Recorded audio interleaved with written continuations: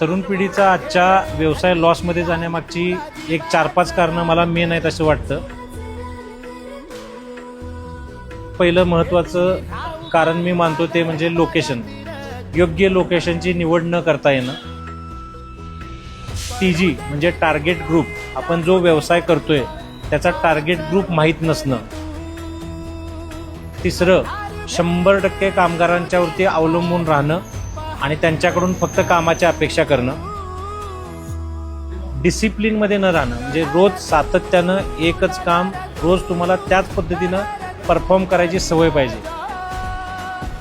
आणि त्याच्याहून पुढची महत्त्वाची गोष्ट आहे की आपला जो काय महिन्याचा एक्सपेंडिचर खर्च आहे तो खर्च आणि आपला सेल ह्यांचा ताळमेळ न घालता येणं, आणि घालता येत असला तरी हिशोब न करणं. हे महत्त्वाची 5 कारणं मला असं वाटतं की आजच्या पिढीला आत्मसात करणं गरजेचे आहेत व्यवसाय चांगला करण्यासाठी.